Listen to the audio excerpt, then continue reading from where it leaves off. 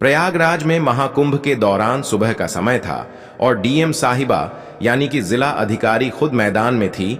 उनका नाम सीमा अंसारी था। अपने काम के प्रति ईमानदारी और सख्ती के लिए वह जानी जाती थी। इस बार प्रशासन ने कुंभ में सुरक्षा और व्यवस्था के कड़े इंतजाम किए थे। सीमा साहिबा को इस बात की जिम्मेदारी गई थी कि पूरा आयोजन शांति और सुव्यवस्थित ढंग से संपन्न हो। सीमा साहिबा को आमतौर पर सूट या साड़ी में देखा जाता था, लेकिन इस बार उन्होंने अपने धर्म और संस्कृति को ध्यान में रखते हुए हिजाब पहन रखा था। वैसे तो वह इसे निजी समारोहों में पहनती थी, लेकिन आज का दिन खास था। वह गंगा घाट पर निरी के लिए आई थी और हिजाब के साथ हल्के रंग का कुर्ता पहना हुआ था। घाट पर तैनात पुलिस वाले हर व्यक्ति की गतिविधियों पर नजर रख रहे थे। विशेष रूप से संदिग्ध व्यक्तियों की जांच हो रही थी। सीमा साहिबा भीड़ में चुपचाप निरीक्षण कर रही थी। उन्होंने अपनी गाड़ी और सुरक्षा दल को घाट के बाहर छोड़ दिया था ताकि वह आम लोगों के बीच जाकर माहौल का जायजा ले सके। जैसे ही वह घाट की ओर बढ़ी, कुछ पुलिस कर्मियों की नजर उन पर पड़ी। एक कांस्टेबल ने अपने सीनियर से कहा, सर, वह महिला संदिग्ध लग रही है।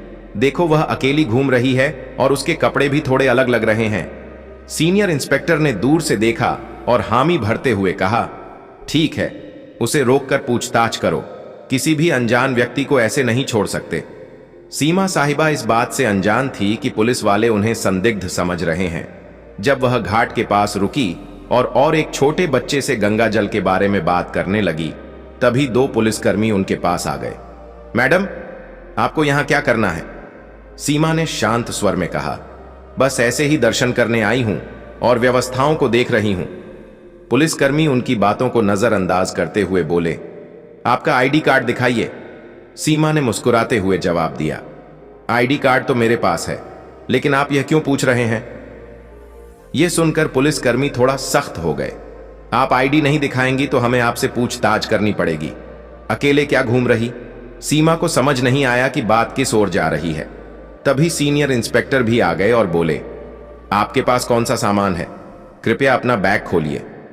सीमा साहिबा ने स्थिति को समझने की कोशिश की। उन्होंने सोचा कि अगर अभी वह अपनी पहचान बताएंगे तो यह लोग शर्मिंदा हो सकते हैं। इसीलिए उन्होंने पहले पुलिसियों की गंभीरता को परखने का मन बनाया। उन्होंने शांति से कहा, आप जो चाहे पूछ सकते हैं, मैं यहां किसी गलत इरादे से नहीं आई हूं। पुलिसकर्मी अब पूरी तरह से शक के घेरे में आ गए। उन्होंने सीमा का बैग ले लिया और जांच शुरू कर दी। इसी दौरान एक अन्य पुलिसकर्मी ने कहा, इन्हें थाने ले चलते हैं, वहां पूरी पूछताछ करेंगे। घाट पर खड़े लोग इस नजारे को देखने लगे। किसी ने कहा, लगता है कोई संदिग्ध है। देखो पुलिस वाले कितने गंभीर हैं। सीमा साहिबा अब तक शांत थी। उन्होंने तय किया कि वह अब भी अपनी पहचान नहीं बताकर स्थिति को और आगे बढ़ने देंगी। सीमा को थाने ले जाया गया। वहां इंस्पेक्टर ने उनसे सवाल जवाब शुरू कर दिए। आप कहां से आई हैं? यहां क्यों आई हैं? आपका नाम क्या है? सीमा ने मुस्कुराते हुए कहा, क्या मैं अपना नाम बाद में बता सकती हूं? पहले आप अपने सवाल खत्म कर लीजिए। इंस्पेक्टर को यह बात नागवार गुजरी। उसने सख्त लहजे में कहा, आपकी यह हरकतें और चुप्पी हमें मजबूर कर रही हैं कि आपको को हिरासत में लिया जाए। अब तक सीमा ने चुपचाप सब कुछ सुना, लेकिन वह जानती थी कि इस कहानी का अंत उन्हें ही लिखना होगा। उनके चेहरे पर कोई घबराहट नहीं थी, बल्कि एक अलग ही आत्मविश्वास झलक रहा था। थाने में माहौल गर्म हो चुका था। सीमा साहिबा को अब भी पुलिसकर्मियों ने संदिग्ध मान रखा था। सीनियर इंस्पेक्टर ने बाकायदा उन्हें एक कुर्सी पर बिठाया और आसपास के पुलिसकर्मियों को निर्देश दिया, इनसे सख्त से पूछताछ करो। जब तक पूरी जानकारी ना मिले इन्हें यहां से जाने मत देना। सीमा साहिबा को यह सब थोड़ा मजेदार लग रहा था। वह सोच रही थी कि पुलिस का यह कड़ा रवैया उनकी व्यवस्था का ही हिस्सा है और यह देखना उनके लिए किसी अनुभव से कम नहीं था। हालांकि यह बात भी समझ में आ रही थी कि अब समय आ गया है कि वह अपनी असली पहचान जाहिर करे। इंस्पेक्टर ने एक और सवाल किया, आपके पास महाकुंभ में घूमने की अनुमति है या नहीं? सीमा ने हल्की मुस्कान के साथ जवाब दिया, मैंने अनुमति ली है, लेकिन शायद आप मुझे पहचान नहीं पा रहे हैं। इंस्पेक्टर का गुस्सा बढ़ता जा रहा था। पहचान? हमें आपकी पहचान से मतलब नहीं है, सीधे सीधे अपनी आईडी दिखाओ और यह का गोल मोल जवाब देना बंद करो। सीमा अब भी अपनी जगह पर शांति से बैठी थी। तभी उन्होंने अपने बैग से पानी की बोतल निकाली और पूछा, क्या यहां पानी मिलेगा या खुद पीने के लिए लाना होगा? यह सुनकर एक कांस्टेबल झुंझला गया। मैडम, यह कोई पिकनिक स्पॉट नहीं है, आप जवाब दें वरना यह नरमी हम और नहीं दिखाएंगे। सीमा साहिबा ने आखिरकार कहा, अच्छा चलिए, आपको अपनी पहचान बताती हूं, लेकिन इसके बाद आप अपनी टीम को बताना कि पहले किसी के साथ ऐसा व्यवहार ना करें। यह सुनते ही इंस्पेक्टर को थोड़ा झटका लगा। उसने सीधा सवाल किया, कौन हो तुम और किस अधिकार से हमें दिखाने की बात कर रही हो?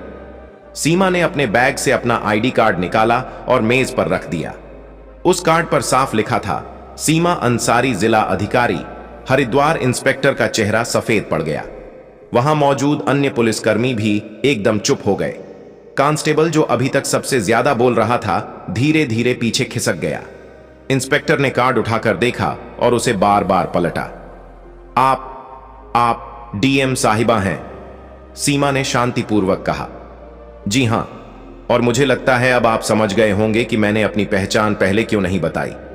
मैं सिर्फ यह देखना चाहती थी कि आप लोग अपनी ड्यूटी कितनी ईमानदारी और सतर्कता से निभाते हैं। और मैं कहूंगी कि आप लोग बुरे नहीं हैं, लेकिन सावधानी में भी थोड़ा संतुलन होना चाहिए। इंस्पेक्टर ने तुरंत खड़े होकर माफी मांगते हुए कहा, मैडम, हमें बिल्कुल अंदाजा नहीं था कि आप ही हमारी डीएम साहिबा हैं। आपकी वेशभूषा और अकेले घूमने का तरीका थोड़ा असामान्य लगा, इसलिए हमने आपको रोका, लेकिन हमारा मकसद केवल सुरक्षा था। सीमा ने जवाब दिया, मुझे पता है आप सभी अपनी ड्यूटी कर रहे थे और मैं खुश हूं कि आप चौक हैं, लेकिन ध्यान रखें कि अगर कोई महिला या आम नागरिक आए तो उनकी बातों को भी ध्यान से सुने। हिजाब या किसी के कपड़ों के आधार पर अंदाजा लगाना हमेशा सही नहीं होता।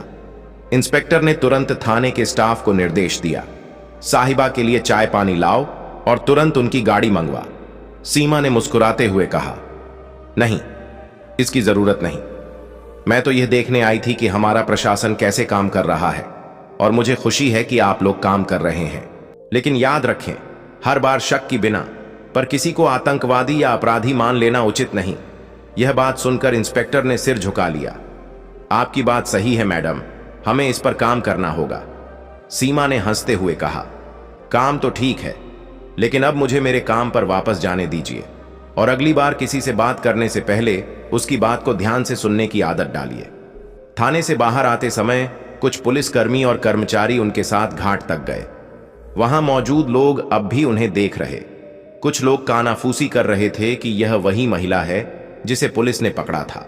सीमा ने गाड़ी में बैठने से पहले पलट कर देखा और पुलिसकर्मियों से कहा, आप लोग अच्छा काम कर रहे हैं, लेकिन एक जिम्मेदार नागरिक से बात कर अपनी मानवता को भी बनाए रखें और अगर आप मुझसे सहमत हैं तो यह संदेश अपनी टीम तक पहुंचाएं। इंस्पेक्टर ने सिर झुकाकर हामी भरी। जरूर मैडम। यह हमारी तरफ से एक सीख रही। थाने की घटना के बाद सीमा साहिबा घाट पर वापस लौट आई। अब तक पुलिसकर्मियों और वहां मौजूद कर्मचारियों के चेहरे पर न केवल शर्मिंदगी बल्कि उनके लिए गहरी इज्जत भी साफ झलक रही थी। हालांकि सीमा ने इस घटना को ज्यादा तूल नहीं दिया और अपने काम पर ध्यान केंद्रित किया। घाट पर लोग अब भी उन्हें देख रहे थे। कुछ ने पहचान लिया था कि वे डीएम साहिबा हैं, तो कुछ अब भी यह सोच रहे थे कि यह महिला कौन थी जिसे पुलिस ने पकड़ा था।